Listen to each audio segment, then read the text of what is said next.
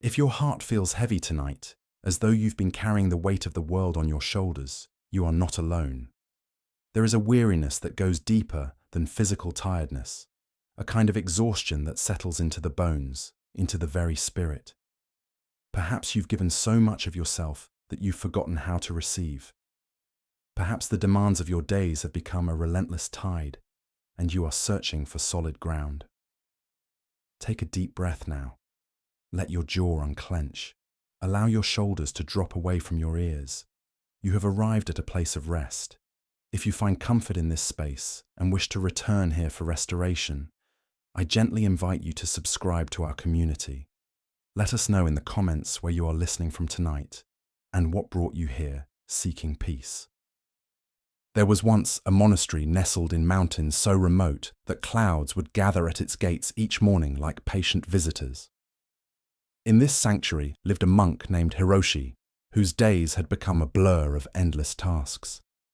He tended the gardens, prepared meals for his brothers, copied sacred texts by candlelight, and offered counsel to villagers who climbed the mountain path seeking wisdom. Hiroshi believed that to serve was to be holy, that to rest was to be selfish. Each morning he woke before dawn. Each night he was the last to extinguish his lamp. His fellow monks admired his dedication, but they also noticed something troubling. The light in Hiroshi's eyes had begun to dim. His movements, once fluid and graceful, had become mechanical.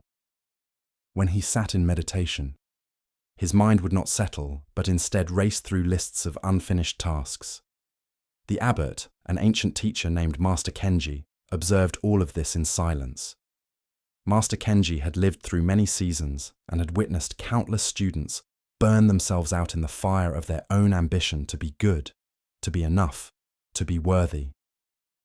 He knew that Hiroshi's exhaustion was not merely physical, it was a spiritual crisis, a forgetting of something essential. One evening, as Hiroshi rushed through the temple corridors, carrying an armload of firewood, Master Kenji stepped into his path. The old teacher said nothing, but his presence was like a stone wall, gentle yet immovable. Hiroshi stopped, breathing heavily, his arms aching. "Master, forgive me.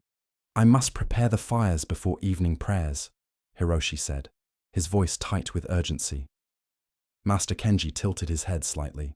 "Tell me, when you prepare these fires, do you feel the warmth?" The question hung in the air like incense smoke. Hiroshi opened his mouth to answer, then closed it again. When had he last actually felt anything? The warmth of fire, the coolness of water, the satisfaction of completed work. All of it had become background noise to his constant doing. I don't know, Master." The old teacher reached out and took the firewood from Hiroshi's arms, setting it gently on the ground. "Come with me," he said. They walked together through the monastery grounds as twilight painted the sky in shades of purple and gold. Master Kenji led Hiroshi to a small pond at the edge of the property, a place the younger monk had passed 1,000 times, but never truly seen. The water was perfectly still, reflecting the emerging stars like a mirror. "Sit," Master Kenji instructed. Hiroshi sat on the grass beside the pond, his body grateful for the rest, even as his mind protested. There was so much to do. The fires weren't lit. The evening meal needed preparing. The scrolls were waiting. "What do you see?" Master Kenji asked. "Water," Hiroshi replied. "The pond. Look deeper." Hiroshi stared at the surface. In the failing light, he could see the reflection of trees, the sky, a single star beginning to glow. "I see reflections, Master." "Yes. Now, throw a stone." Hiroshi picked up a small pebble and tossed it into the center of the pond. Immediately, ripples spread outward in perfect circles, distorting all the reflections, turning the clear mirror into a chaos of broken images and fractured light. "What do you see now?" Master Kenji asked. "Disturbance. The images are broken. And if you throw another stone, and another, and another, the water would never be still, the reflections would never be clear. Master Kenji nodded slowly. Your life has become like this pond when stones are constantly thrown into it. Action after action, task after task, responsibility upon responsibility. You have forgotten that the pond's true nature is stillness. You have forgotten that your true nature is peace. Hiroshi felt something crack open in his chest, a dam breaking, releasing waters long held back. But Master, if I stop, if I rest, everything will fall apart. People need me. The work is important. Is it more important than your own soul? The question was not harsh, but infinitely tender. Tell me, Hiroshi, when a lamp runs out of oil, can it light the darkness? No, Master. Then how can you light the way for others when your own flame is dying? They sat together in silence as the night deepened around them. The stars multiplied overhead, and the pond gradually returned to stillness, once again becoming a perfect mirror. Hiroshi watched this transformation, understanding for the first time that stillness was not the absence of action, but its foundation. The pond was always still in its depths, even when its surface was disturbed. Perhaps he too had such depths, places within himself that remained peaceful regardless of the chaos above. I don't know how to stop, Hiroshi finally admitted, his voice barely above a whisper. I've forgotten how to simply be. Master Kenji smiled, and in that smile was the warmth of 1,000 suns. Then you have taken the first step toward remembering. Awareness of our condition is the seed of transformation. You cannot heal what you do not acknowledge.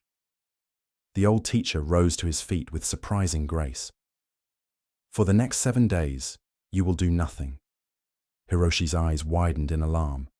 Nothing, but Master, nothing that you consider work, Master Kenji clarified. You will not tend the gardens. You will not prepare meals. You will not copy texts. Instead, you will practice the most difficult task of all. You will practice being human rather than a human doing. I don't understand what that means, Hiroshi said. Then discovering its meaning will be your practice. When you wake tomorrow, you will come to this pond. You will sit here and watch the water. When hunger comes, you will go to the kitchen and receive food that others have prepared. When tiredness comes, you will sleep. When thoughts of tasks arise, you will watch them like clouds passing through the sky, but you will not chase them. Can you do this? Every fiber of Hiroshi's being wanted to argue, to negotiate, to find a compromise that would allow him to rest and work simultaneously. But something deeper, something wiser, recognized the necessity of this prescription. He was dying by inches, and Master Kenji was offering him life. Yes, Master, I will try. Do not try, the old teacher said gently. Simply allow. There is a difference. That night, Hiroshi lay in his simple room, staring at the ceiling. His body was exhausted, but his mind raced with all the things that would not get done, all the ways he would fail his brothers, all the disappointment he would cause. He worried that they would think him lazy, selfish, weak. He worried that he would discover he was those things. But beneath the worry, like a distant song carried on the wind, he felt something else, a tiny spark of hope. What if rest were not weakness but wisdom? What if caring for himself were not selfish but sacred? What if he had worth beyond his productivity? These questions accompanied him into restless dreams, where he saw himself as a candle burning at both ends, the wax melting away, the light growing dimmer. In the dream, Master Kenji appeared and simply blew out the flame. Hiroshi expected darkness, but instead the sun rose. He woke before dawn, as was his habit, and his body began to move automatically toward his morning tasks. Then he remembered. 7 days of nothing. 7 days of being. He took a deep breath and felt the resistance in his chest. The almost physical pain of stopping, of going against years of conditioning. Slowly, Hiroshi made his way through the pre-dawn darkness to the pond. The air was cool and fresh, carrying the scent of pine and earth. He sat on the damp grass in the same spot where he had sat with Master Kenji. The world was still and silent except for the occasional call of a distant bird greeting the coming day. At first, sitting felt like torture. His legs twitched with the urge to move. His hands felt empty, without tasks to perform. His mind generated an endless list of everything that needed doing, everyone he was letting down, all the ways this was wrong. He watched these thoughts arise, one after another, like an army marching through his consciousness. But he had promised Master Kenji. More importantly, he had promised himself, so he stayed. As the sun began to paint the eastern sky in shades of rose and amber, something shifted. The frantic energy of his thoughts began to lose momentum. In the space between one worry and the next, he noticed the actual moment he was inhabiting, the coolness of the morning, the way light touched the surface of the pond, transforming it from black to silver to gold, the sensation of breath entering and leaving his body. These were not new experiences. He had breathed every moment of his life, had seen countless sunrises, but he realized he had not truly experienced any of them.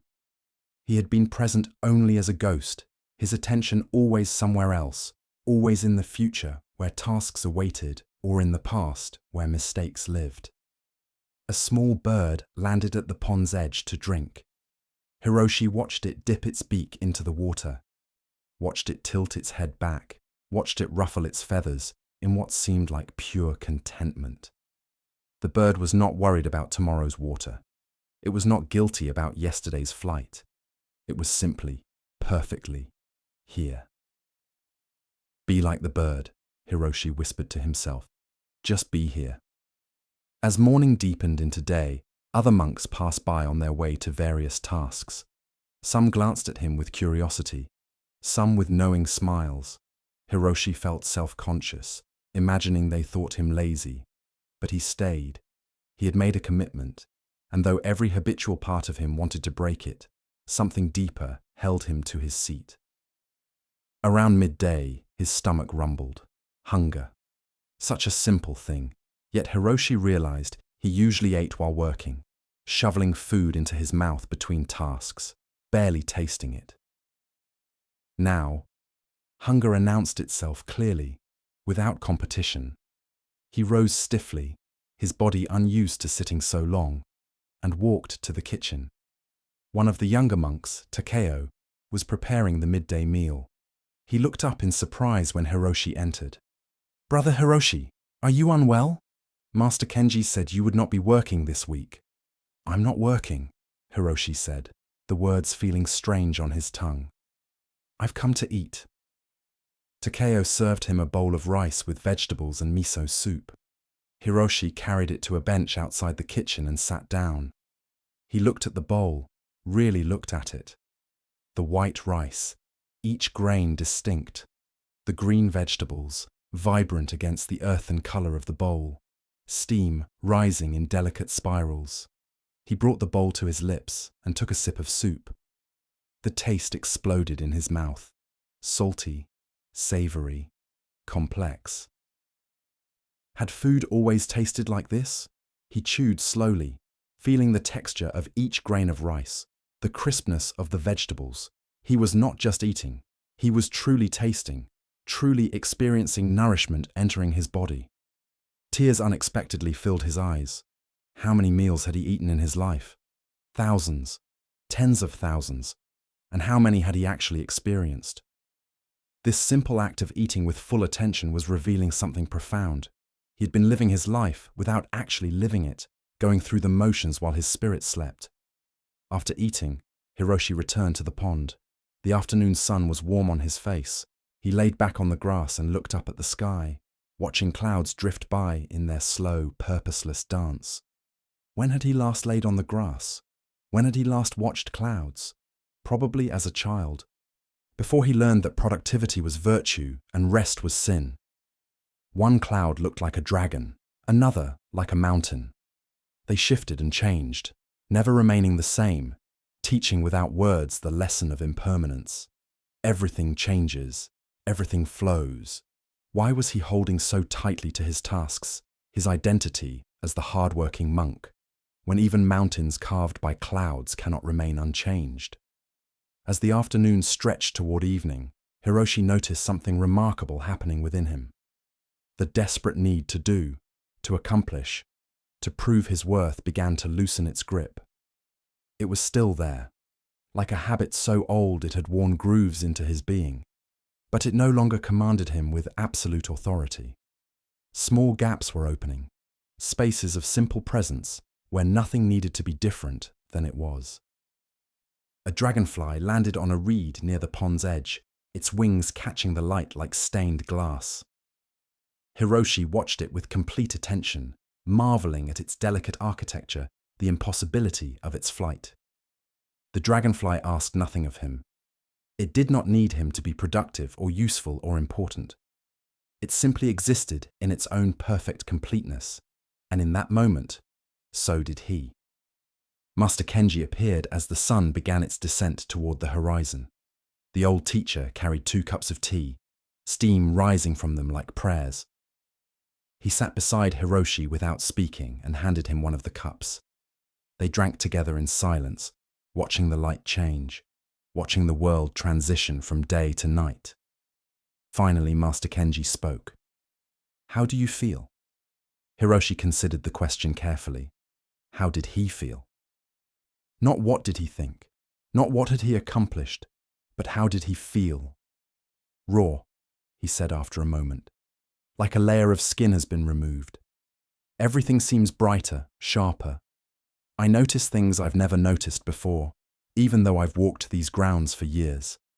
It's strange and uncomfortable, but also," he searched for the right word, "alive. I feel alive." Master Kenji nodded. This is what happens when we stop numbing ourselves with constant activity. We feel again. And yes, sometimes what we feel is uncomfortable. The grief we've been avoiding, the loneliness we've been outrunning, the fear we've been denying.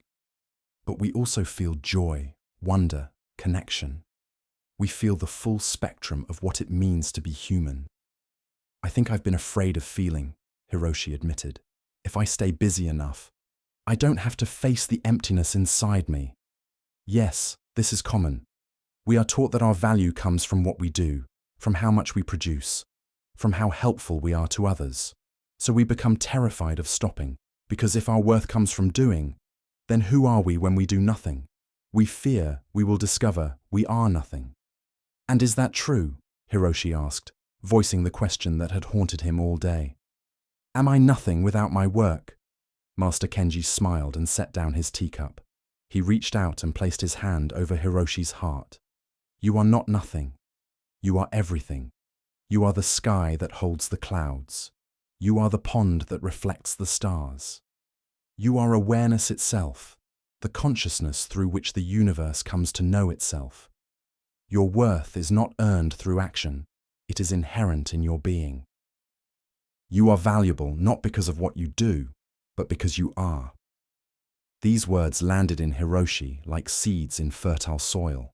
Somewhere deep within him, beneath all the layers of conditioning and belief, something recognized their truth. He began to weep, not sad tears, but tears of relief, of homecoming, of a burden finally set down after being carried for far too long. Master Kenji sat with him as he cried, one hand still resting over his heart, anchoring him to the truth of his own worthiness. When the tears finally subsided, Hiroshi felt emptied and clean, like a vessel that had been scoured of old residue.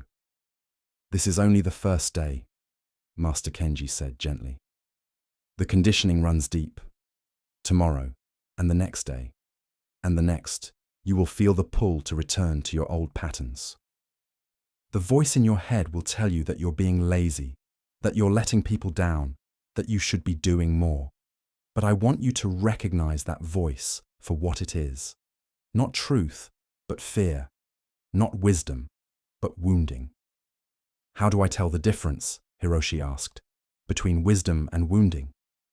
"Wisdom speaks with compassion. It is firm but gentle. It does not shame or diminish. Wounding speaks with harshness. It uses words like should and must. It tells you that you're not enough. When you hear these different voices, pause and ask yourself, is this voice inviting me toward wholeness, or is it driving me toward depletion? Is this voice calling me home to myself, or exiling me from my own heart? They sat together as darkness fully claimed the sky, and stars emerged one by one, like lights being lit in an infinite city. Hiroshi felt the vastness of the universe above and within him, and for the first time in years, he did not feel small or insignificant. He felt connected, part of an intricate web of being that needed nothing from him except his presence, his authentic aliveness. That night, Hiroshi slept more deeply than he had in months. His dreams were not the usual anxious rehearsals of tasks and responsibilities, but rather a gentle flowing of images, rivers and birds, sunlight through leaves, the smile of his master. He woke naturally, without the jarring alarm of obligation, and lay in his bed, watching the slow arrival of dawn through his window. His body felt different, heavier somehow, as though he had returned to it after a long absence. He realized that he had been living mostly in his head, in the realm of thoughts and plans, rarely descending into the actual felt experience of inhabiting a body. Now, he could feel the weight of his limbs, the rhythm of his breath, the beating of his heart. It was strange and wondrous, this return to flesh and bone. He rose slowly and made his way once again to the pond. It had become his anchor point, the physical location that represented his commitment to himself. The grass was heavy with dew, and it soaked through his sandals, cool and startling. Another sensation he would have missed in his usual rush from task to task. The second day of doing nothing felt different from the first. The novelty had worn off, and what remained was the actual work of it, the discipline of staying present, of not escaping into busyness. The resistance was stronger now. His mind generated increasingly creative reasons why he should cut his rest short, why this was self-indulgent, why others needed him. At one point, he saw a stack of wood that needed splitting for the coming winter. His hands literally itched to pick up the axe, to do something useful, to earn his place. The urge was almost overwhelming, but he remembered Master Kenji's words about recognizing the voice of wounding, and he realized that beneath the urge to work was a deep, aching fear. If I don't prove my worth through usefulness, I will be abandoned. I will be alone. This fear, when he finally acknowledged it clearly, was devastating.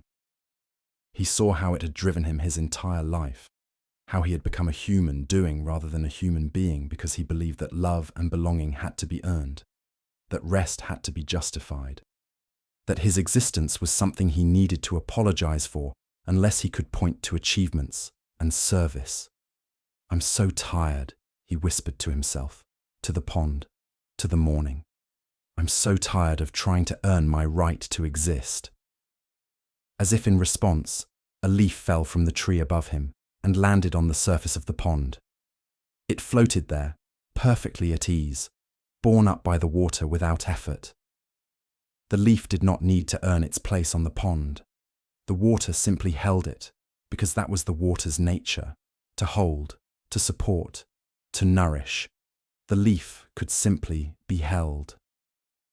Hiroshi watched the floating leaf for a long time, feeling something shift inside him. What if the universe was like the water? What if he could stop efforting and striving and simply allow himself to be held? What if belonging was not something to be achieved, but something to be received? As the day progressed, he practiced this receiving. When hunger came, he received food. When thirst came, he received water.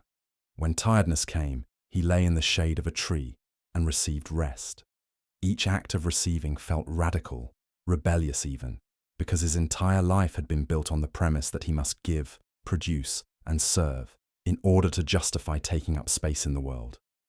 But here is what Hiroshi was beginning to understand. By constantly giving from an empty well, he was actually serving no one. He had become like a lantern whose light was dying because no one ever added oil. In his determination to help others, he had forgotten that he too was worthy of care, including, especially, his own care. By the afternoon of the second day, something unexpected began to happen. As Hiroshi sat by the pond in his now familiar spot, doing nothing in particular, simply being present, he became aware of a subtle energy rising within him. It was faint at first, like the first hint of dawn on the horizon, but unmistakable.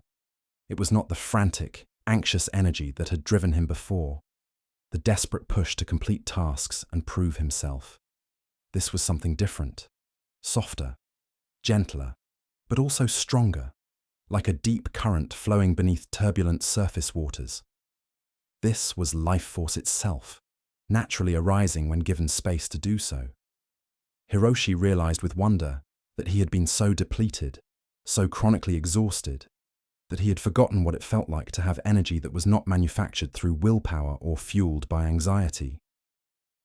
This was energy that came from being in alignment with his own nature, from honoring rather than overriding his needs. Master Kenji came by in the late afternoon, and they walked together through the monastery gardens. Hiroshi noticed that his master moved with such ease, such unhurried grace. There was no sense of rushing from one thing to the next, yet somehow everything that needed doing got done. "Master," Hiroshi asked, "how do you know when to act and when to rest? How do you find balance?" The old teacher paused beside a cherry tree and ran his hand along its trunk. "Do you see this tree?" he asked. "In spring it produces blossoms, thousands of them. It gives its energy freely, covering the ground with pink petals. But it does not blossom all year. After the spring flowering, it focuses on growing leaves, on producing fruit, on strengthening its roots. Then in autumn, it releases its leaves. In winter, it rests. The tree does not call itself lazy in winter.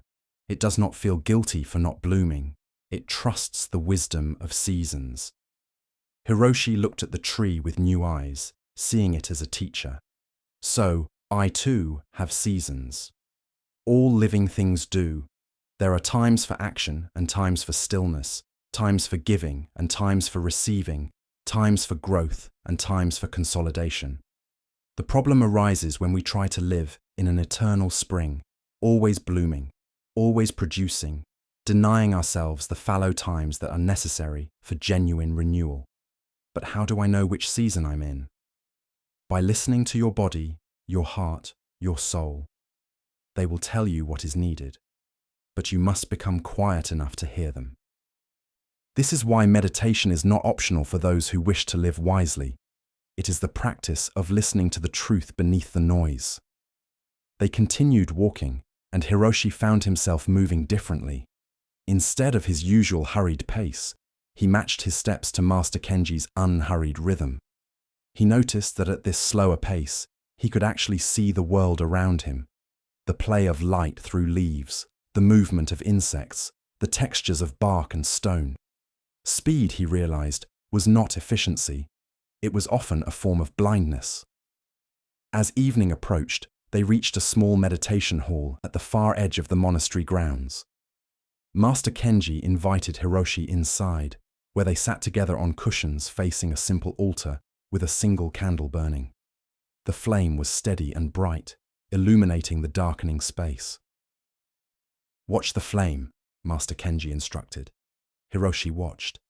The flame danced slightly in the still air, but mostly it burned steady and true, neither too high nor too low, consuming the candle at a sustainable pace. It occurred to Hiroshi that the flame was not trying to burn brighter or faster than its fuel allowed. It simply burned in accordance with what was available. "This flame is your life force," Master Kenji said quietly. "It burns brightest when it is neither starved nor wasteful, when it consumes fuel at a rate that can be sustained. For too long you have been trying to burn brighter than your fuel allows, and so your flame has been dying. Emotional burnout is what happens when we use up our vital energy faster than we can replenish it. It is not a moral failing. It is simple mathematics." "But Master, the world needs so much. There is so much suffering, so many people who need help. How can I rest when there is so much to do? Master Kenji turned to face him fully, and his eyes were infinitely compassionate. My dear student, you cannot pour from an empty cup. You cannot light another's darkness with a candle that has gone out. The world does not need you to destroy yourself in service. The world needs you whole, rested, and genuinely present. A single hour of action from a rested, clear-minded, open-hearted person is worth more than a week of action from someone who is depleted and resentful. These words struck Hiroshi like a bell, sending vibrations through every part of his being.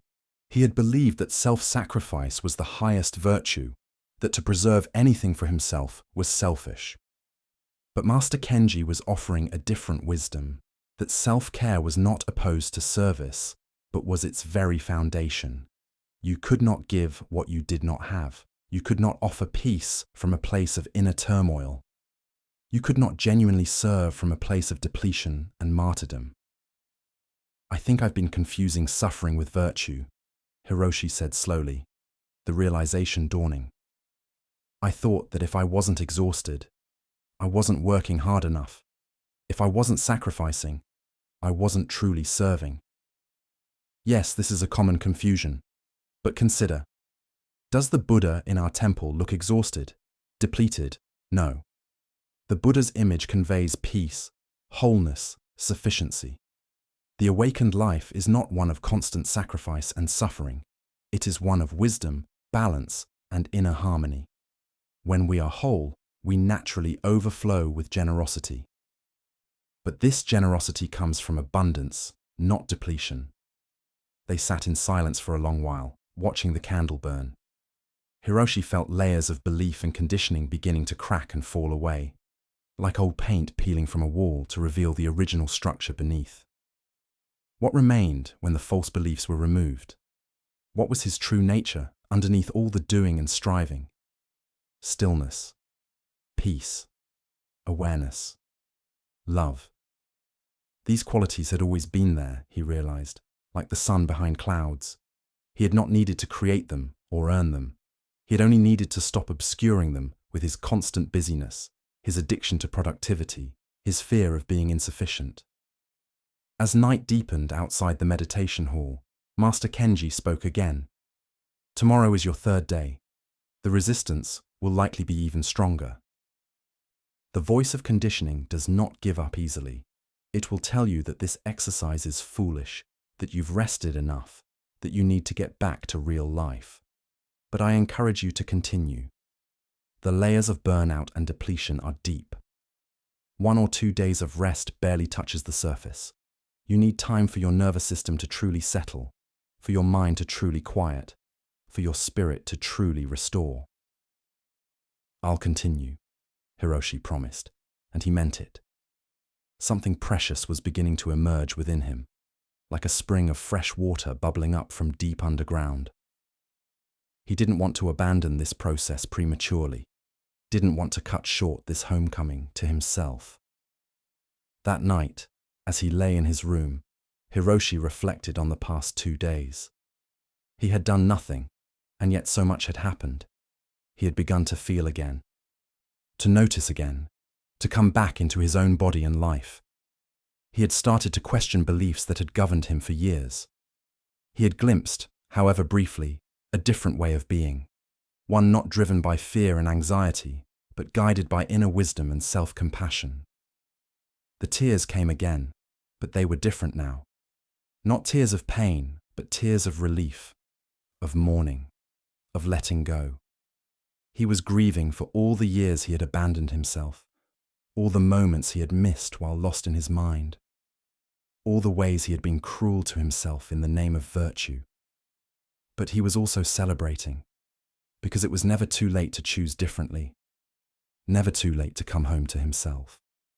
He slept deeply, and in his dreams, he was a tree with deep roots and wide branches, giving shade not from a sense of obligation, but from simple, natural abundance.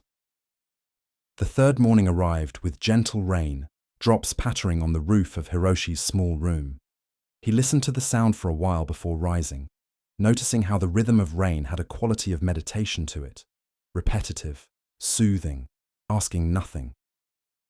When he finally stood and dressed, he felt something different in his body. The constant tension in his shoulders had diminished. His jaw was looser. His breath came more easily. He walked to the pond despite the rain, or perhaps because of it. Water falling from the sky to meet water resting on the earth. There was something poetic in this, something that spoke to the cycles of giving and receiving that Master Kenji had been teaching him about. The rain fell freely, not worried about whether it was needed or wanted.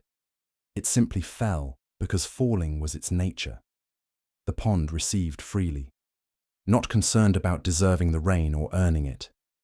It simply received because receiving was its nature. Hiroshi sat under the broad leaves of a nearby tree, sheltered from the heaviest rain, but still feeling the spray on his face. The surface of the pond was alive with countless tiny impacts, circles spreading and intersecting and overlapping, creating patterns of exquisite complexity. Each raindrop was individual, yet together they created something greater than themselves. A symphony, a dance, a teaching. As Master Kenji had predicted, the resistance was stronger today. The voice in Hiroshi's head was no longer gentle or persuasive, but harsh and demanding. "This is ridiculous," it said. "You've rested. Now get back to work. People are covering for you. They think you're weak. You're being selfish and lazy. You should be ashamed." Hiroshi recognized this voice now, not as truth, but as wounding speaking. This was the internalized voice of every authority figure who had ever told him his worth was conditional. Every moment he had felt he had to earn love. Every time rest was framed as weakness. This voice had driven him to the edge of collapse, and now it was angry that he was refusing to obey. "Thank you for trying to protect me," Hiroshi said quietly to the voice, a practice Master Kenji had taught him. "I know you believe that driving me harder will keep me safe, will make me worthy, will ensure I'm not abandoned. But you are wrong. The way to safety is not through exhaustion. The way to worthiness is not through depletion. I'm choosing a different path." The voice didn't disappear, but it lost some of its power. Hiroshi had stepped back from it, had stopped believing it automatically, and in that space of disbelief, freedom emerged. As the morning progressed and the rain continued its patient falling, a young monk named Daichi came looking for Hiroshi. Daichi was one of the newest members of the monastery, still learning the ways of practice, and he had come to rely on Hiroshi's guidance. "Brother Hiroshi," Daichi called out, his voice uncertain. "I'm sorry to disturb you. Master Kenji said you were resting, but I'm struggling with my meditation practice, and I wondered if you might have time to advise me." Hiroshi felt the old familiar pull. Someone needed him. Therefore he should respond, should help, should set aside his own needs to meet another's. This was the pattern that had led to his burnout, this inability to maintain boundaries, this belief that everyone else's needs were more important than his own. But something was different now. He could see the pattern clearly, could feel the trap of it, and seeing it clearly, he had the power to choose differently. "Daichi," Hiroshi said gently, "I appreciate your trust in coming to me, but I'm in a period of deep rest right now, healing from exhaustion. I'm not available to teach at the moment. However, Brother Kenji is an excellent teacher, as is Brother Thomas. Perhaps you might seek their guidance instead." The words felt strange coming out of his mouth, putting his own needs first, saying no, redirecting rather than immediately stepping in to help. The guilt rose up, familiar and strong, but beneath the guilt was something else, a sense of rightness, of integrity, of self-respect. Daichi looked surprised, perhaps even a little hurt, but he nodded. "Of course, brother. I understand. I hope your rest is healing." He bowed and walked away through the rain. Hiroshi sat with the discomfort of having said no, having disappointed someone, having not been immediately available and helpful. This was hard. This was the work that nobody warned you about, that establishing boundaries and honoring your own needs would feel wrong at first, would trigger guilt and shame, would challenge every belief about what made you a good person. But as Hiroshi sat with the discomfort, breathing through it rather than trying to fix it or escape it, something began to shift. He realized that by saying no to Daiichi's request in this moment, he was actually serving a greater yes. He was saying yes to his own healing, which would ultimately make him a better teacher, a more present monk, a more authentic human being. He was also teaching Daiichi, through his actions, that self-care was not selfish, that boundaries were healthy, that wholeness mattered. The rain began to ease, and a break appeared in the clouds, allowing a shaft of sunlight to pierce through. It illuminated the pond in a strange, beautiful way. The surface still dimpled with rain, but now lit from above, turning the water into a field of liquid diamonds. Hiroshi caught his breath at the beauty of it. When had he last allowed himself to simply appreciate beauty? When had he last stopped long enough to be moved by the world's artistry?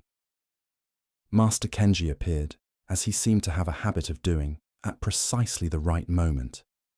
He sat beside Hiroshi under the tree and looked out at the illuminated pond. Beautiful, isn't it? He said simply. Yes, Hiroshi agreed.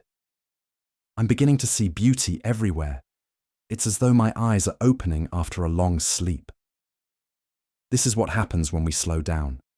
Beauty requires attention, and attention requires that we not be rushing from one thing to the next. This is one of the great losses of a life lived in constant burnout. We miss the beauty, the small moments of grace that make existence sacred. They sat together in companionable silence. Finally, Hiroshi spoke. Master, Daiichi came to me for help, and I said no. I told him I wasn't available because I was resting. It felt wrong, but also right. I'm confused. Master Kenji smiled. Good. Confusion is often the first sign of wisdom. Let me ask you, if you had said yes to Daiichi, helped him with his question, would you have been fully present with him? Hiroshi considered this honestly. No, he admitted. I would have been resentful, depleted. Part of me would have been angry at him for interrupting my rest, even though he didn't know he was doing anything wrong. I would have given him advice, but it would have been mechanical, not coming from a place of genuine presence. Exactly. So by saying no, you gave him something more valuable than advice. You gave him an example of healthy boundaries. You gave him permission, through your actions, to honor his own needs in the future. And you preserved your energy, so that when you are ready to teach again, you can do so from a place of fullness rather than emptiness. But what if people need me and I'm not there? Master Kenji chuckled softly. My dear Hiroshi, this is the illusion of indispensability. It is ego disguised as service. The monastery functioned before you came, and it will function after you leave. No single person is indispensable. There are always others who can help, other resources available. When you believe you are the only one who can help, you create a trap for yourself, and often for others as well, because you prevent them from discovering their own strength and resourcefulness. This was a hard teaching, but Hiroshi recognized its truth.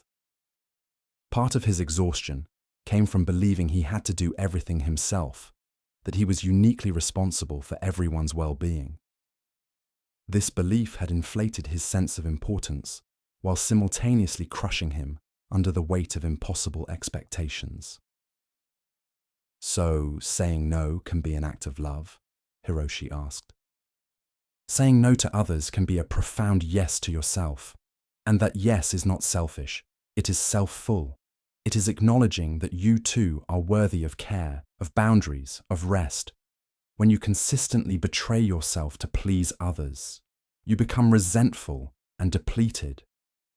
But when you honor yourself while also being compassionate to others, you maintain integrity.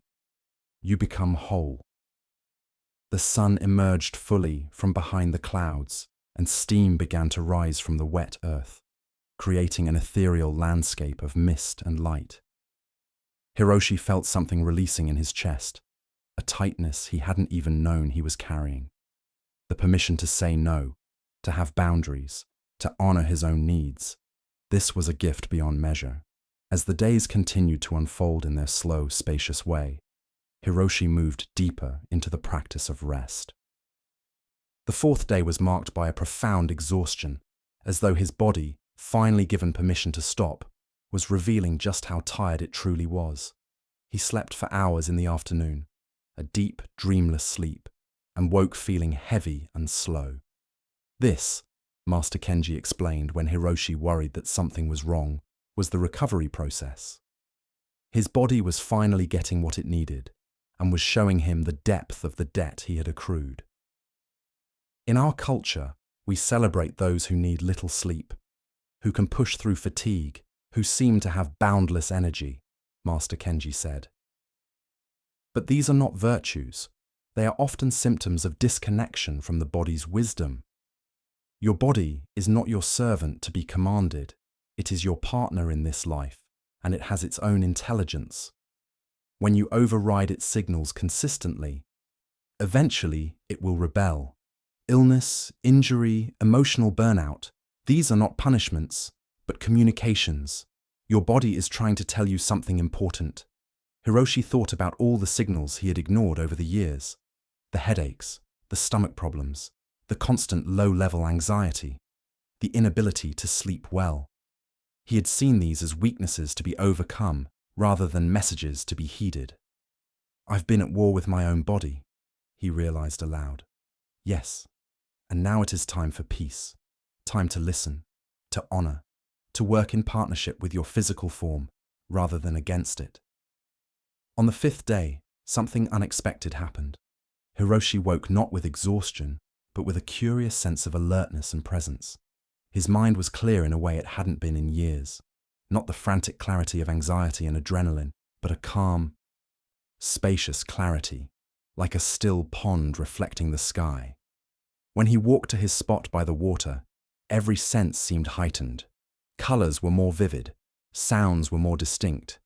The air on his skin was a tangible presence. This, he understood, was what it felt like to not be depleted. This was his natural state, buried under years of exhaustion and stress. He had forgotten that peace and clarity were his birthright, not special states to be achieved through intense effort, but simply what remained when he stopped interfering with his own well-being. He sat by the pond and found himself spontaneously meditating in a way he never had before. Previously, meditation had been another task on his list, something to be accomplished. He would sit, trying to force his mind to be still, judging himself harshly when it wandered. Treating the practice as a test, he was constantly failing. But now, meditation happened naturally.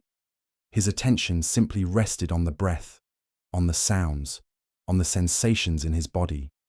And when it wandered, he gently guided it back without criticism. This was not meditation as doing, but meditation as being. And in that being, insights arose like fish breaking the surface of still water, brief, gleaming, true.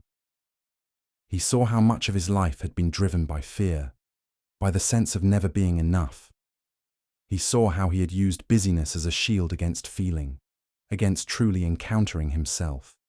He saw how the voice of his inner critic had actually been trying, in its harsh way, to protect him from rejection and failure, even though its methods had been causing the very outcomes it sought to prevent. But these insights did not come with judgment or shame. They simply arose as observations, as pieces of self-understanding that could inform different choices going forward. This was the gift of rest and perspective, the ability to see clearly without being overwhelmed, to understand without being crushed by that understanding. As the sun climbed higher, Master Kenji joined Hiroshi by the pond, carrying a small wooden box. He sat down and opened the box, revealing several smooth stones of different colors and sizes. Without speaking, he began to arrange them on the ground between them, creating patterns, a circle, a line, a spiral. Then he would sweep them away and begin again with a different configuration. Hiroshi watched, uncertain what teaching was being offered. Finally, he asked, "Master, what are you doing?" "I am playing," Master Kenji said simply, a a smile crinkling his ancient eyes. "When was the last time you played, Hiroshi?" The question landed with unexpected weight. When was the last time he had done something purely for enjoyment, with no purpose or goal? He couldn't remember. Every activity in his life had become functional, instrumental, a means to some end.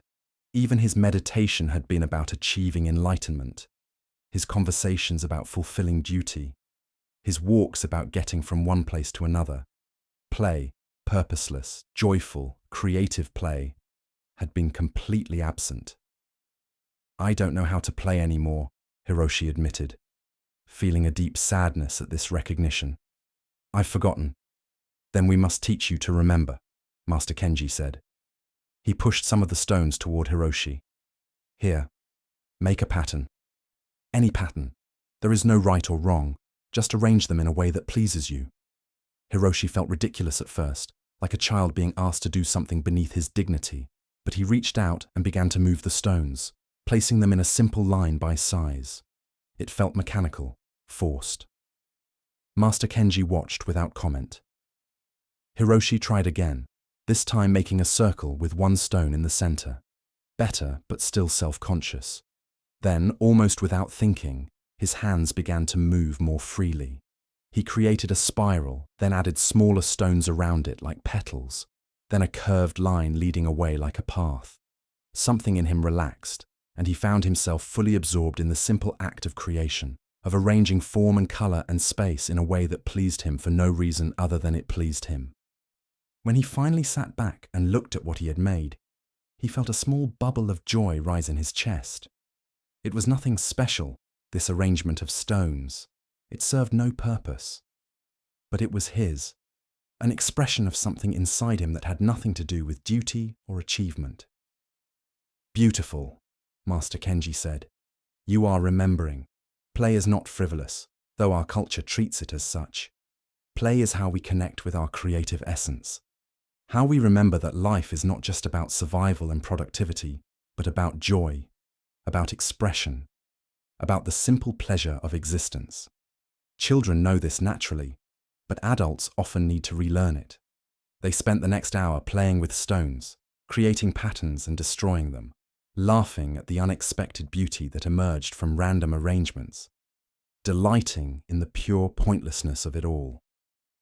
And in that pointlessness, Hiroshi found something profound, the recovery of a part of himself that had been buried under years of grim seriousness and relentless responsibility. That evening, Hiroshi noticed that other monks were beginning to treat him differently. Some seemed curious, asking how his rest was going. Others seemed almost envious, as though they too wished for permission to stop, to rest, to care for themselves. One older monk, Brother Takeshi, approached him after the evening meal. "I have been watching you this week," Takeshi said quietly. "I see something changing in you. You move differently. You seem lighter. I have been feeling exhausted for years, but I thought this was simply how life had to be. Watching you rest with Master Kenji's blessing makes me wonder if I too might need this. If I too might be burning out."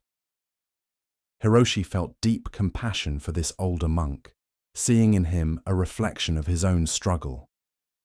"Perhaps you should speak with Master Kenji," he suggested gently. "I'm learning that burnout is not a badge of honor. It's a signal that something needs to change." Takeshi nodded thoughtfully and walked away, but Hiroshi could see that a seed had been planted. This was another unexpected gift of his rest. By honoring his own needs, he was giving others permission to honor theirs. By being willing to stop, he was challenging the cultural belief that worth equals productivity, that rest must be earned, that exhaustion is somehow noble. On the 6th day, Hiroshi woke with a sense of anticipation.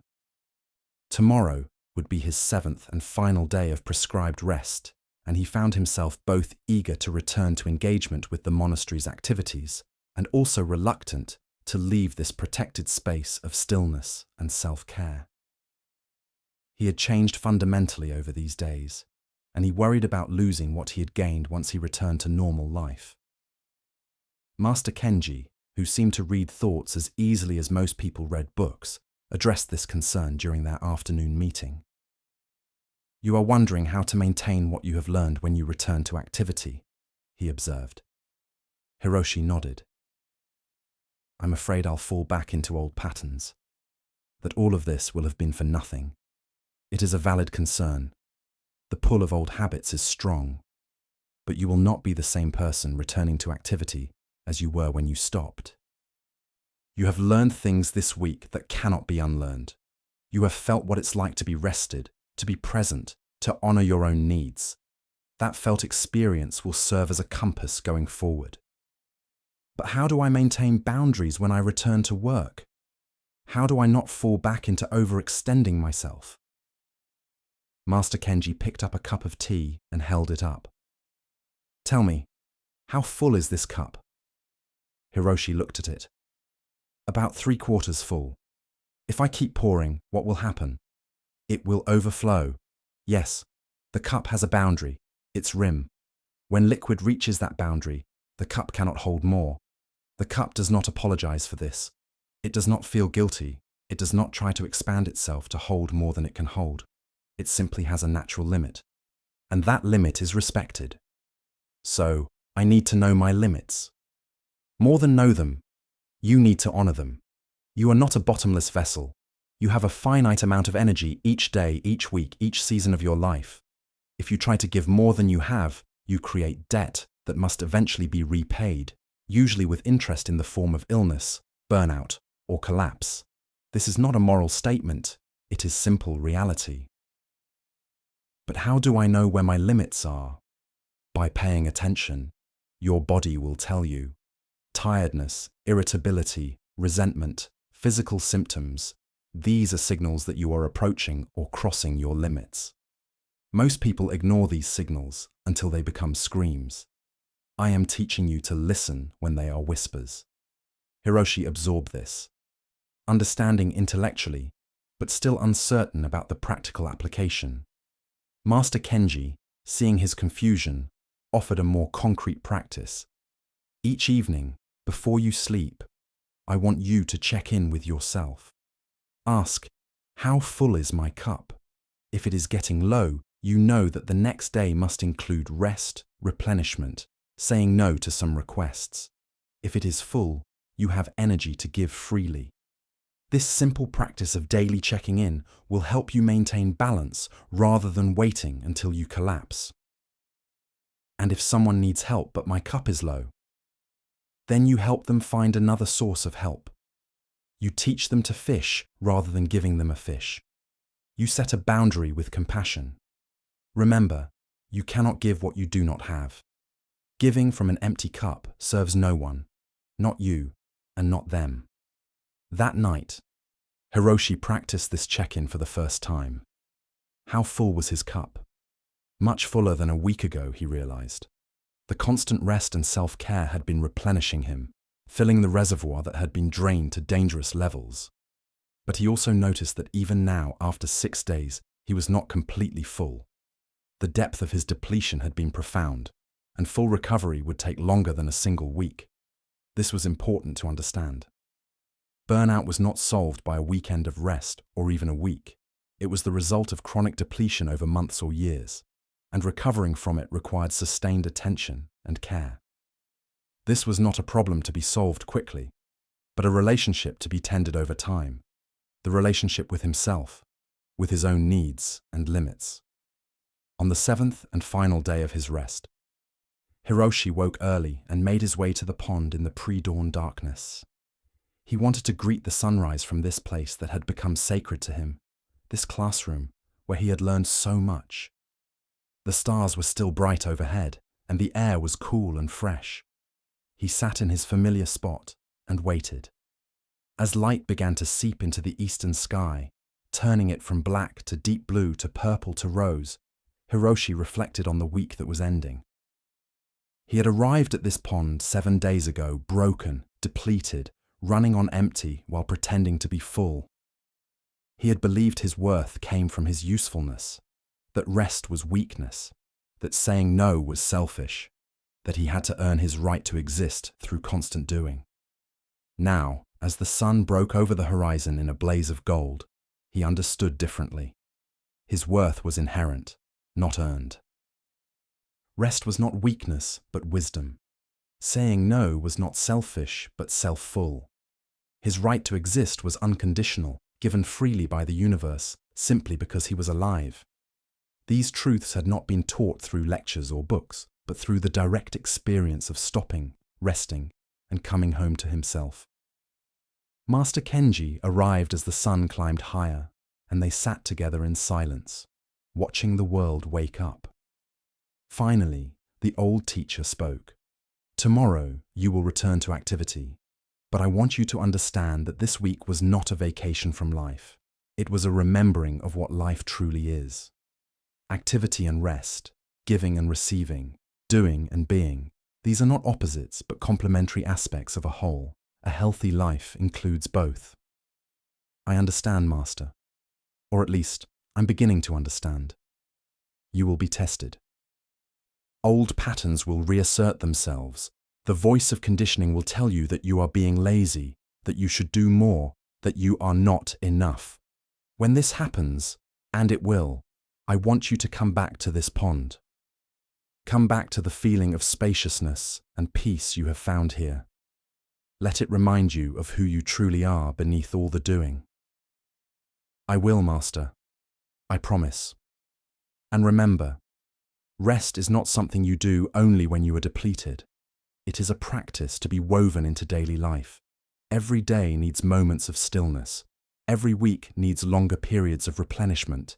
Every year needs extended rest. This is not optional. It is essential for a sustainable life. They rose together and bowed to the pond, to the trees, to the rising sun, to all the teachers that nature provides for those who will stop long enough to learn. As they walked back toward the monastery, Hiroshi felt ready. Not perfectly prepared, not without fear or doubt, but ready nonetheless. He had been given tools, had tasted a different way of being, and though he knew the path ahead would have challenges, he also knew he did not have to walk it in the depleted, exhausted way he had walked before. That evening, the monastery gathered for communal meditation in the main hall. Hiroshi took his place among his brothers, feeling both the same as he had always been, and utterly transformed. Master Kenji offered the evening teaching, and his words seemed directed specifically to Hiroshi, though they were meant for everyone. The spiritual path is not about becoming something you are not. It is about removing the obstacles that prevent you from recognizing what you have always been. You are not broken and in need of fixing. You are whole and in need of remembering. Rest is one way we remember. In stillness, we hear the truth beneath the noise. In spaciousness, we see clearly what was always there, but hidden by our busyness. The meditation bell rang, and the hall fell silent except for the sound of breathing. Hiroshi closed his eyes and settled into the present moment, feeling his breath move in and out, feeling his body supported by the cushion beneath him, feeling the vast spaciousness of awareness that held all experience. This was different from his meditations before the week of rest. Then, he had brought effort and striving even to his meditation practice. Now, he brought only presence, only willingness to be exactly as he was in this moment. Thoughts arose, plans for tomorrow when he would return to activity, worries about maintaining what he had learned, memories of the past week's insights. He watched them all arise and pass like clouds moving across the sky, neither grasping nor rejecting, simply observing. And in the space between thoughts, he tasted something eternal, a peace that did not depend on circumstances, a wholeness that could never be diminished, a love that was always present, though often overlooked. When the meditation ended and he opened his eyes, he felt tears on his cheeks, though he had not known he was crying. These were tears of gratitude, of recognition, of homecoming.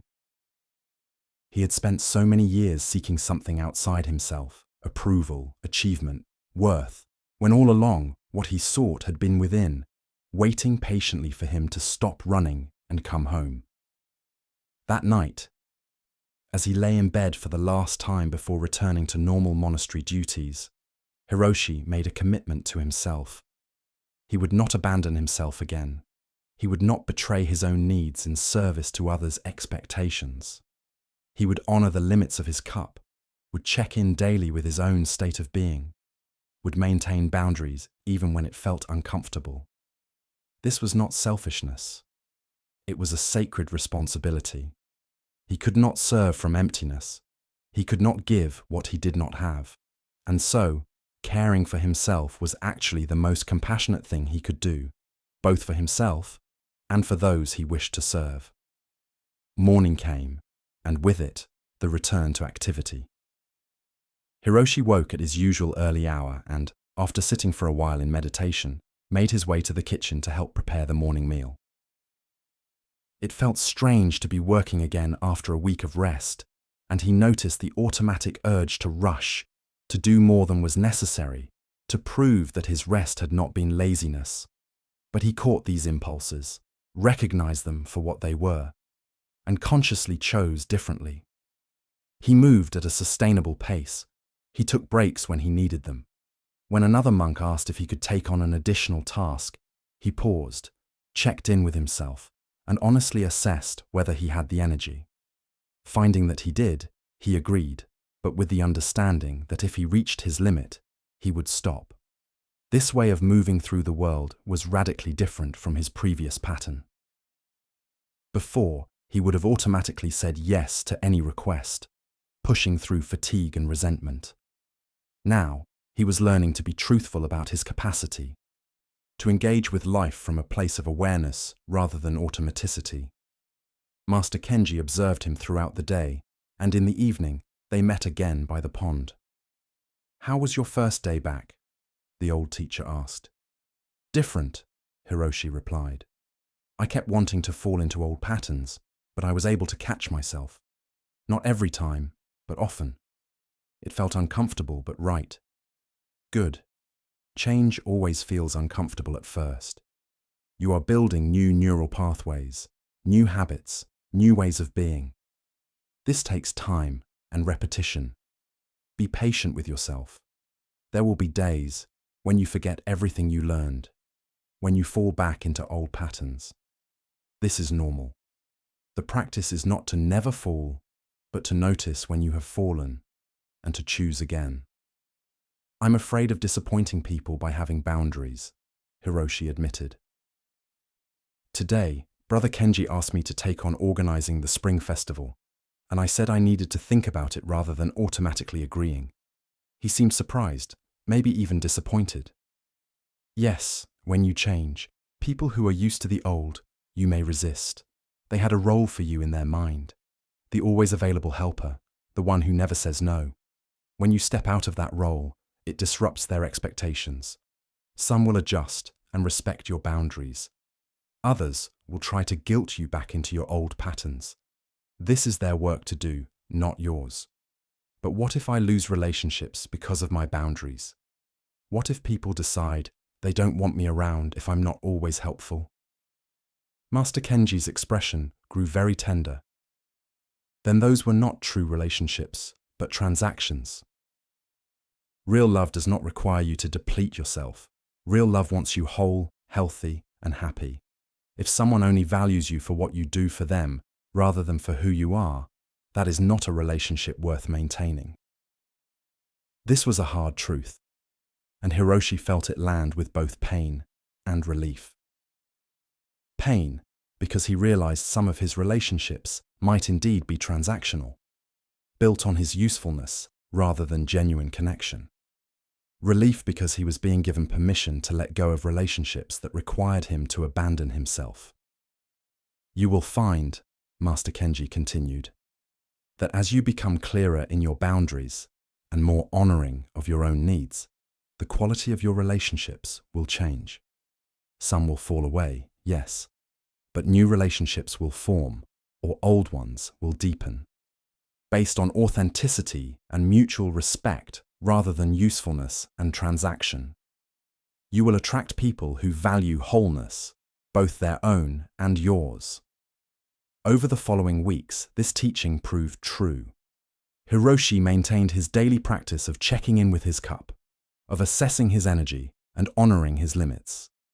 He said no more often than he ever had before, and yes, some people were disappointed. Brother Daichi remained somewhat distant, seeming to take personally Hiroshi's unavailability during his rest week. But others grew closer, drawn to the authenticity and presence that came from Hiroshi being rested and whole, rather than depleted and resentful. Brother Takeshi, inspired by watching Hiroshi's transformation, spoke with Master Kenji about his own burnout. He too was given time for rest and restoration. And he and Hiroshi formed a bond of shared understanding, checking in with each other regularly about maintaining balance and boundaries. Most surprisingly, Hiroshi found that his service to others actually became more effective, not less. When he helped someone from a place of genuine energy and presence, rather than obligation and depletion, the quality of that help was completely different. He could be fully present, could listen deeply, could offer wisdom rather than just advice. An hour of service from his rested, whole self was worth more than a full day of service from his depleted, resentful self. This reinforced one of Master Kenji's core teachings. You cannot pour from an empty cup. The math was simple.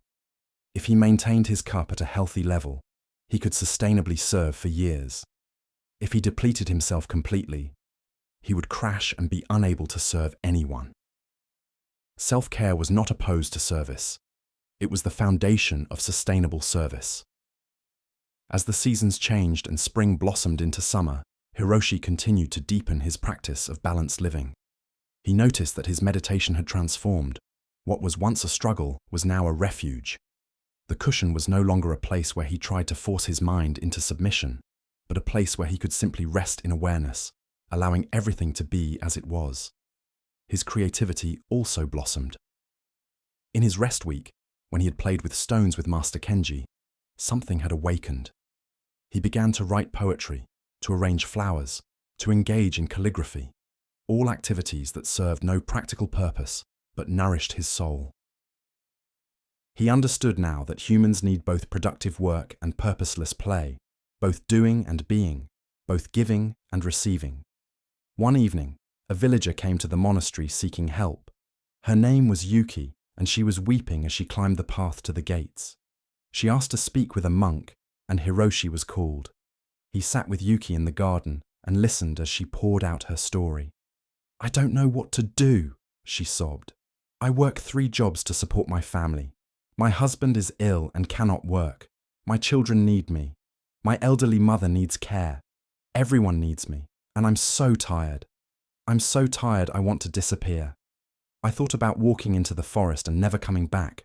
What's wrong with me? Why am I so weak?" Hiroshi's heart ached with recognition and compassion. He saw himself in this woman, the exhaustion, the belief that she should be able to do more, the shame at her own human limits. He took her hand gently and said, "Nothing is wrong with you. You are not weak. You are exhausted. And exhaustion is not a character flaw. It is a signal." He spent the next hour sharing with Yuki what he had learned from Master Kenji and from his own week of rest. He spoke about cups and limits, about the difference between selfishness and self-fullness, about the impossibility of sustainable giving from a place of depletion. He spoke about how caring for herself was not a betrayal of her family, but a necessity for being able to care for them well. Yuki listened with growing attention, and slowly, her tears shifted from despair to relief. "I thought I just had to try harder," she whispered. "I thought I was failing because I couldn't do it all." "You are not failing. You are human. Humans have limits. Those limits are not weaknesses. They are features, not bugs. They are the body's wisdom, trying to protect you from destroying yourself." Together, they problem-solved. What could be delegated? What community resources were available? What expectations could be released or renegotiated? Yuki had been operating under the belief that she had to do everything herself, that asking for help was weakness. Hiroshi helped her see that interdependence was not weakness but wisdom, that humans were designed to live in community, to give and receive support. When Yuki left that evening, her face looked lighter, her shoulders less burdened. She still had all the same circumstances, but she had a different relationship to them. She had permission to be human, to have limits, to ask for help, and that permission was transformative. After she left, Master Kenji, who had been observing from a distance, approached Hiroshi. "Well done," he said simply. "You gave her what you learned. You passed on the teaching. This is how wisdom spreads, not through lectures and books alone, but through one person learning and then sharing from their own experience." Hiroshi bowed. She reminded me of myself. I could help her because I had been where she was. Yes, this is often how it works. Our pain, when transformed through awareness and healing, becomes medicine for others. Your burnout, your rest, your recovery, this is not just your story. It is a teaching for everyone who pushes themselves beyond sustainable limits. Everyone who believes their worth comes from their productivity. Everyone who has forgotten how to care for themselves.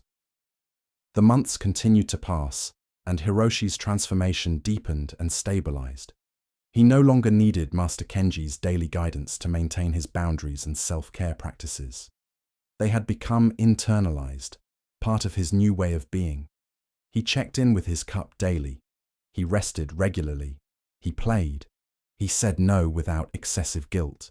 He said yes from genuine energy, rather than obligation.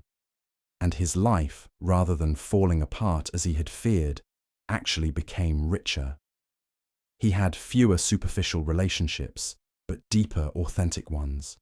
He accomplished less in terms of sheer quantity of tasks, but what he did accomplish was of higher quality. He was more present, more creative, more genuinely joyful. The exhausted fog that had colored his entire existence had lifted, and he was experiencing life with vividness and clarity. One day, about a year after his week of rest, Master Kenji asked Hiroshi to walk with him to the pond. They sat in the familiar spot where so much learning had occurred, and the old teacher smiled at his student. "Do you remember sitting here a year ago?" Master Kenji asked. "So depleted you could barely feel anything, so exhausted you had forgotten what it meant to be alive." "Yes, Master. I remember. It feels like a different lifetime." In many ways it was. That version of you died, and a new version was born. Not because you became someone different, but because you removed the obstacles to being who you truly were. This is the spiritual path, not becoming, but revealing. Not adding, but subtracting. I want to thank you, Master, for saving my life, because that's what you did. If I had continued as I was, I would have collapsed, maybe died. You intervened. Master Kenji shook his head gently. "I did not save you. I simply held up a mirror so you could see yourself clearly. The choice to rest, to change, to honor yourself, that was yours. I only offered permission for something you already knew you needed. Never give away your own power by attributing your transformation to another. You saved yourself. I was merely a guide." They sat in comfortable silence, and Hiroshi realized how far he had come. The journey from burnout to balance was not a straight line. There had been setbacks, days when he fell back into old patterns, moments of doubt and resistance. But overall, the trajectory had been toward wholeness, toward integration, toward a way of living that was sustainable and authentic. "Master," Hiroshi said, "I've been thinking, what I learned, about rest, boundaries, self-care, the dangers of burnout. This is knowledge that everyone needs. Not just monks, but villagers, workers, parents, everyone. Our entire culture is set up to create burnout. We glorify busyness and demonize rest. We measure worth by productivity. We shame people for having human limits. This is a sickness, and it's everywhere." Master Kenji nodded slowly. "Yes, You have seen truly. This is indeed a collective illness, not just an individual one. And so I want to teach this. I want to help others the way you helped me, the way I helped Yuki. I want to speak this truth into a world that desperately needs to hear it. The old teacher's eyes sparkled with approval and joy. This is your calling then, not just to be healed, but to become a healer. Not just to rest, but to teach the wisdom of rest. This is good work, important work. The world needs people who understand burnout from the inside and have found their way through it. From that conversation, Hiroshi's path forward became clear. He continued his duties at the monastery, but he also began to offer teachings in the village, holding space for people to share their exhaustion and learn practices of restoration.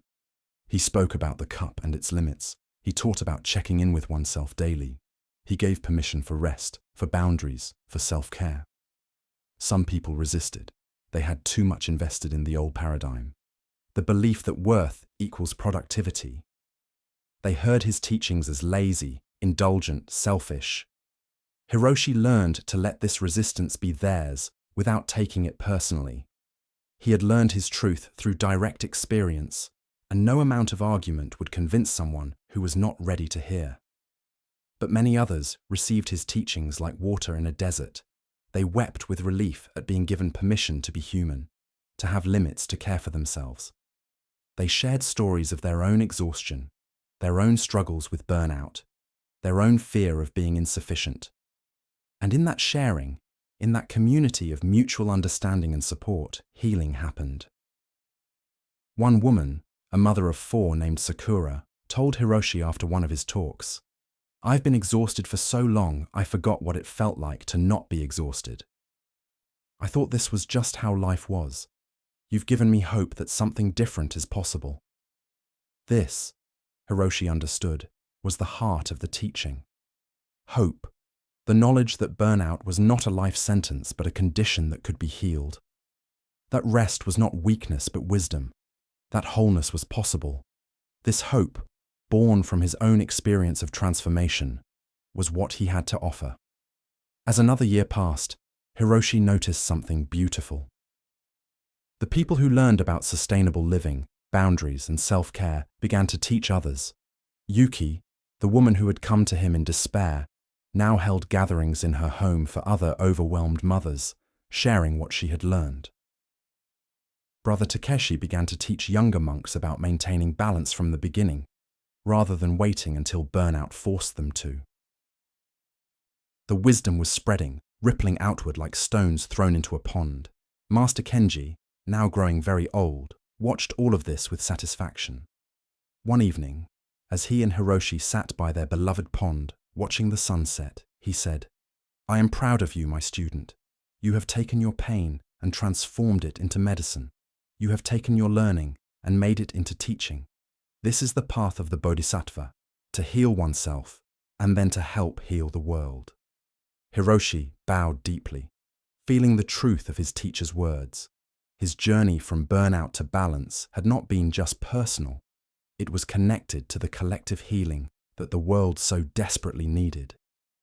Every person who learned to honor their limits, to rest without guilt, to care for themselves with compassion, was pushing back against a toxic culture that consumed people's life force and called it virtue. "Master, what do you think is at the root of this collective illness?" Hiroshi asked. "Why does our culture create conditions for burnout?" Master Kenji was quiet for a long moment, watching the sun paint the sky in shades of orange and purple. Finally, he spoke. "I believe it comes from a deep sense of unworthiness. Somewhere in our collective consciousness, we absorb the belief that we must earn our right to exist, that love and belonging are conditional upon our usefulness. This belief drives people to push beyond their limits, to sacrifice their well-being, to prove their worth through endless doing. But where does this belief come from? From many sources. Economic systems that require constant growth and productivity. Religious teachings that emphasize self-sacrifice and martyrdom. Family patterns where love was conditional upon achievement.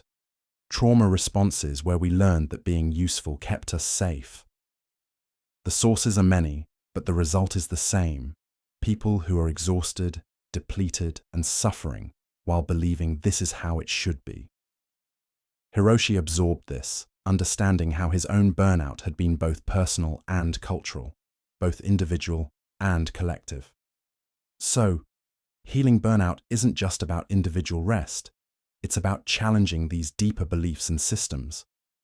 Yes, the personal is political, as some say.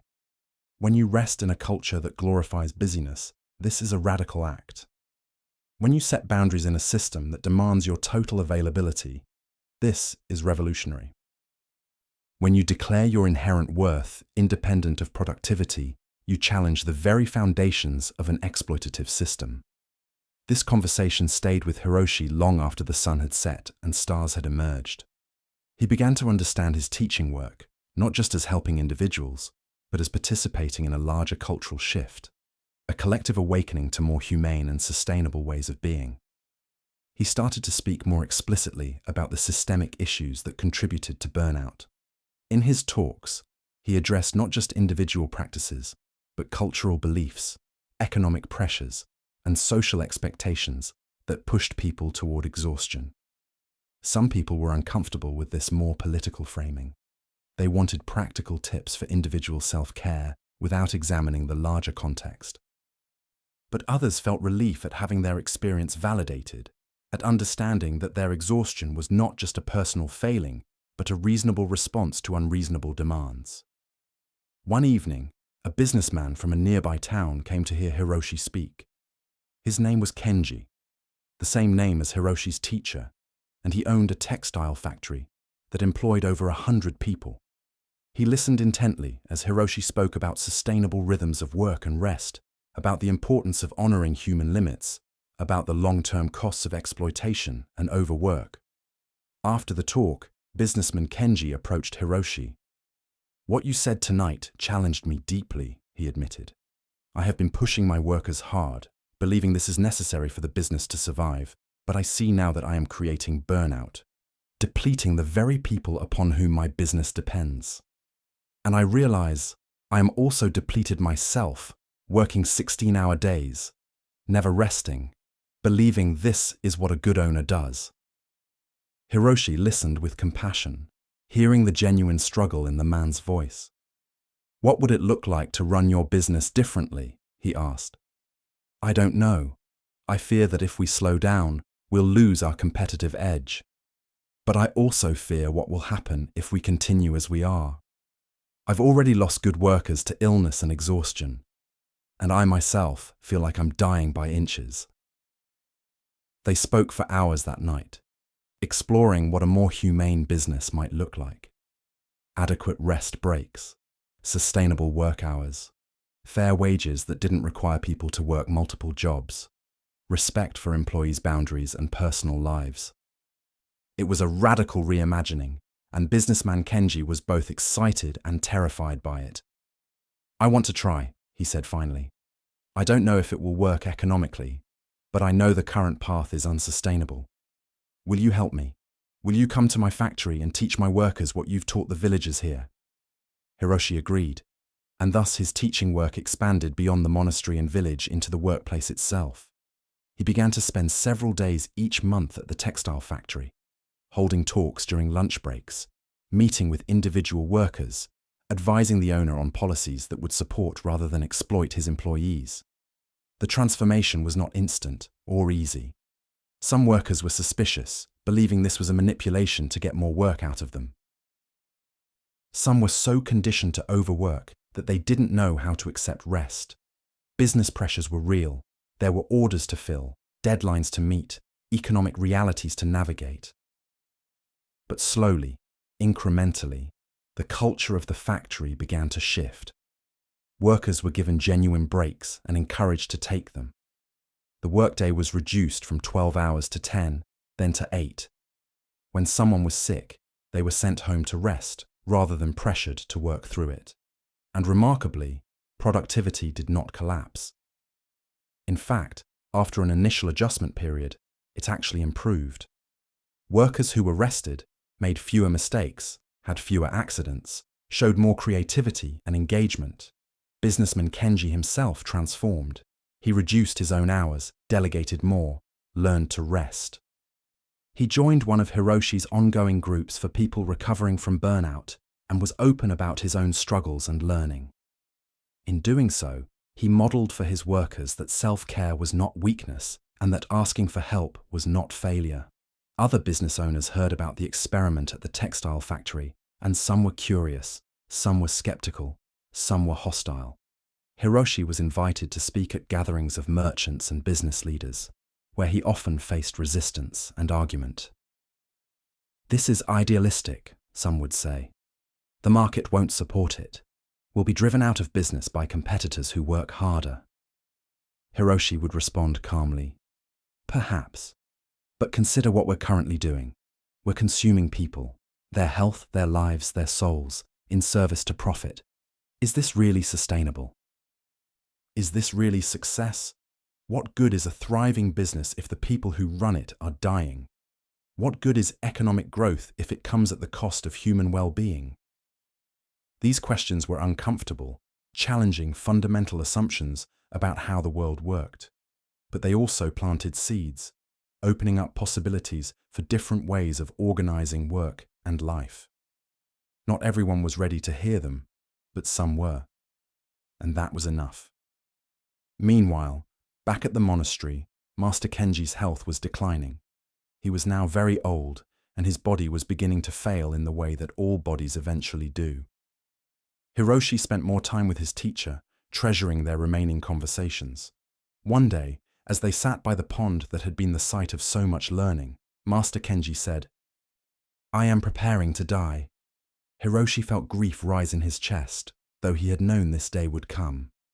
"How do you feel about it?" he asked. "Peaceful, curious, ready.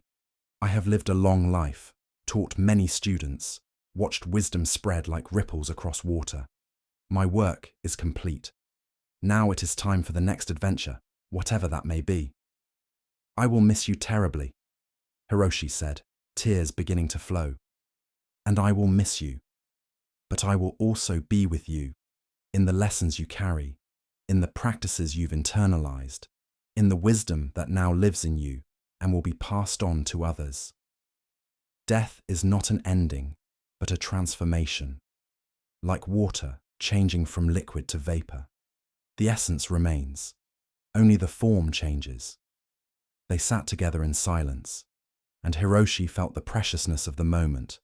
This teacher, this pond, this life, all of it temporary and therefore infinitely valuable. He understood viscerally what he had learned intellectually, that impermanence was not something to fear, but something to honor, that the temporary nature of all things made them sacred, that loss and death were part of the great cycle that included birth and renewal. In the weeks that followed, Master Kenji grew weaker. Hiroshi cared for him tenderly, helping him eat, supporting him when he needed to move, sitting with him in companionable silence. Other monks also attended to their beloved teacher, and there was a sense throughout the monastery of collective grief and gratitude. Grief that they would lose him, gratitude for all he had given them. One evening, as Hiroshi sat beside Master Kenji's bed, the old teacher opened his eyes and spoke with surprising strength. "I want to give you one final teaching," he said. "Come close." Hiroshi leaned in, holding his teacher's frail hand. "Everything I taught you about rest, boundaries, self-care, these are important. But there is something deeper still. Beneath all the doing and not doing, beneath the exhaustion and the restoration, beneath even the wisdom of knowing your limits, there is something unchanging. There is awareness itself, the consciousness that witnesses all experience. That awareness is what you truly are, not the exhausted monk, not the restored monk, not any temporary state or condition, but the awareness that knows all states." "I don't fully understand, Master." "You don't need to understand with your mind, but you can recognize it through direct experience. Right now, as you listen to my words, there is something in you that is aware of listening. As you feel grief about my coming death, there is something in you that is aware of the grief. That aware presence is your true nature. It is never depleted. It cannot burn out. It is always whole, always at peace, always sufficient. Hiroshi sat with these words, and something in him shifted, recognizing a truth that went beyond concepts. Yes, there was awareness here. Aware of the room, the dying teacher, the emotions, the thoughts. And that awareness was spacious, peaceful, unchanging. It had been there all along, through his burnout and his recovery, through every experience of his life. It was what he truly was. Rest deeply in that awareness, Master Kenji whispered. Let it be your ultimate refuge. Then, from that place of fullness, you can act in the world without being depleted by action, can give without being diminished by giving, can serve without being destroyed by service. This is the secret, not to be always resting or always acting, but to rest in your true nature while engaging with life. These were Master Kenji's final words. He closed his eyes, smiled peacefully, and within a few hours, his breathing slowed and stopped. He died as he had lived, with grace, awareness, and an unshakable peace. The monastery mourned him deeply, and Hiroshi most of all. But even in the midst of grief, Hiroshi carried his teacher's final teaching. He began to practice resting in awareness itself, noticing the space of consciousness that held all experience. This became his deepest meditation practice, his ultimate refuge, his source of renewal that went beyond mere physical rest. Time passed, and Hiroshi continued his teaching work, now carrying not only his own experience of burnout and recovery, but also his teacher's final wisdom. He spoke about practical matters, boundaries, self-care, sustainable rhythms, but he also pointed people to the deeper dimension, the awareness that was their true nature, that could never be depleted, because it was not a resource to be used up, but the very ground of being itself. His teachings evolved and deepened. He began to train other teachers, people who had gone through their own burnout and recovery, and now wanted to help others. He developed a formal program, combining practical tools with contemplative practices, addressing both individual healing and systemic change. The work grew larger than him, becoming a movement, not in a grand, organized sense, but in the organic way that truth spreads when it meets readiness. Years passed.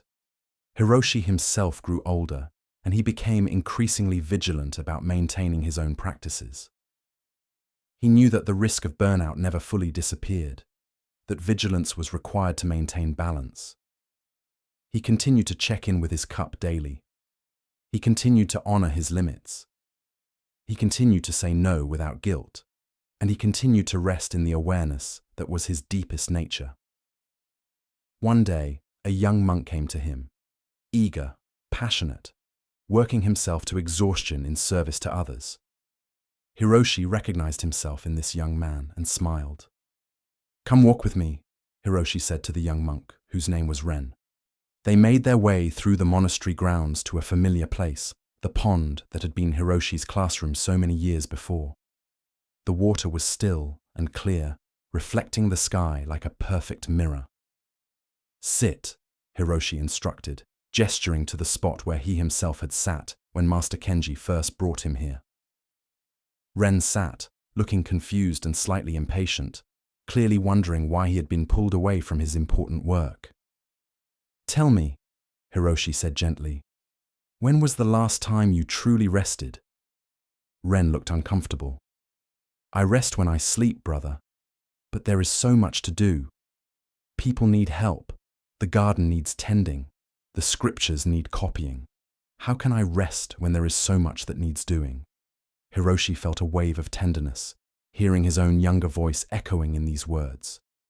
"Let me tell you a story," he said, settling into a comfortable position beside the young monk. "Many years ago, there was a monk who believed exactly what you believe, that his worth came from his usefulness, that rest was weakness, that he had to earn his right to exist through constant service. He worked himself into complete depletion, into what we call burnout. He was dying by inches, his light going out, and he didn't even realize it. He told Ren the story of his own burnout and recovery, of Master Kenji's intervention, of the week of rest that had changed his life. He spoke about learning to honor limits, to set boundaries, to distinguish between self-care and selfishness. He shared the practical tools and the deeper wisdom. Ren listened with growing attention. And Hiroshi could see the recognition dawning, the understanding that his own path was heading toward the same cliff that Hiroshi had once stood at. "But if I stop," Ren said, voicing the same fear Hiroshi had once felt, "everything will fall apart. People depend on me."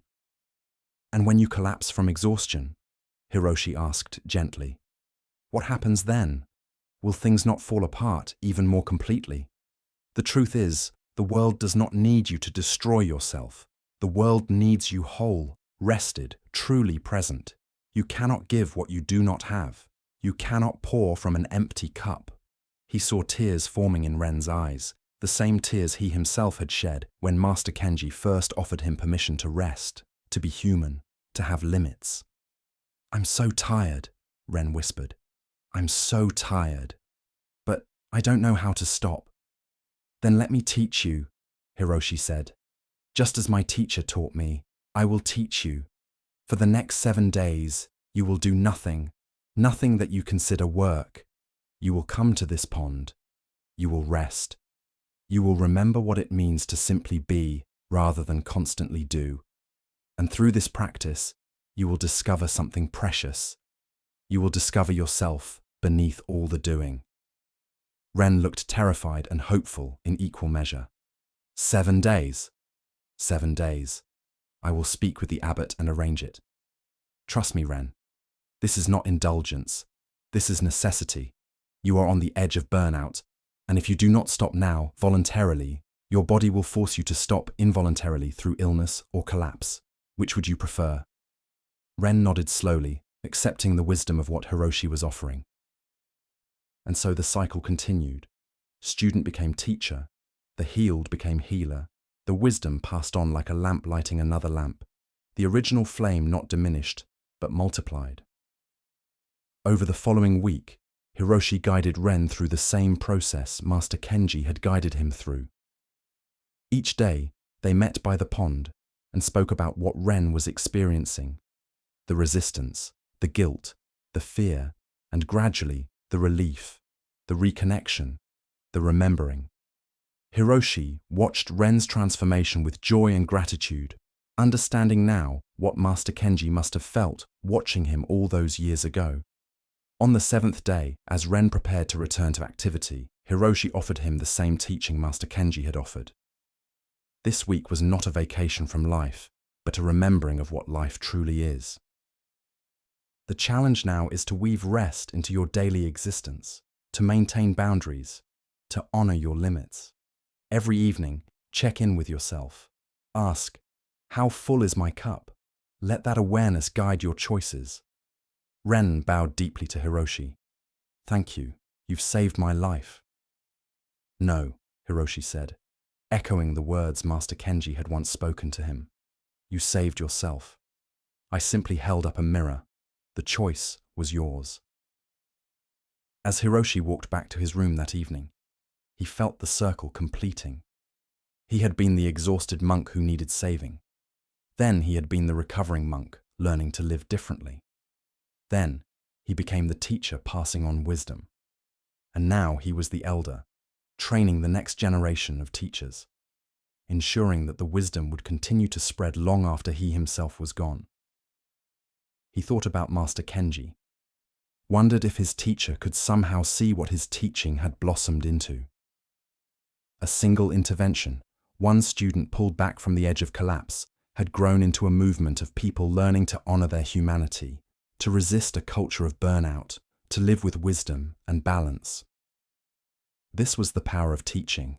It multiplied exponentially, rippling outward in ways the original teacher might never fully know.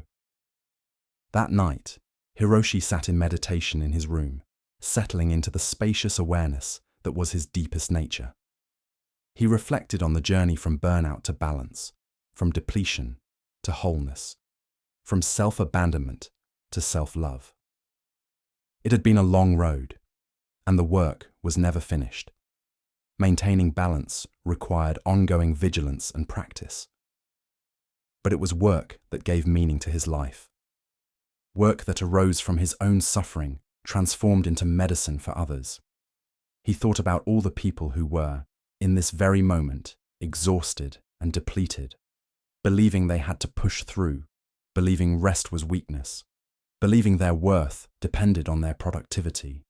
He held them in his heart with compassion, knowing that many would not find their way to rest until forced by collapse.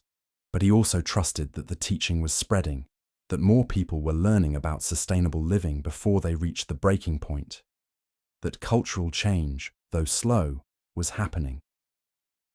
As he prepared for sleep, Hiroshi felt profound gratitude for Master Kenji who had saved him, for his own willingness to change, for every person who had received the teaching and passed it on, for the burnout itself that had forced him to wake up and learn a better way. Everything, even the suffering, had been necessary. Everything had brought him to this moment of peace, wholeness, and service. He lay down and closed his eyes, his body relaxed, his mind quiet, his heart at peace. Tomorrow would bring new challenges, new opportunities to practice what he had learned, new students to teach. But for now, he simply rested, not as a reward to be earned, but as a necessity to be honored, not as weakness, but as wisdom, not as the absence of action, but as its foundation. In the darkness of his room, he whispered a final prayer of gratitude. Thank you for the exhaustion that taught me to rest. Thank you for the depletion that taught me to replenish. Thank you for the burnout that taught me to honor my limits. Thank you for the suffering that became medicine. May all beings find their way from exhaustion to peace, from depletion to wholeness, from burnout to balance. May all beings know that they are worthy not because of what they do, but because they are. May all beings rest deeply and live fully. And with that prayer, he drifted into sleep, his breath gentle and even, his body supported by the earth, his spirit held by the vast awareness that was his true nature, never depleted, never exhausted, always whole, always home.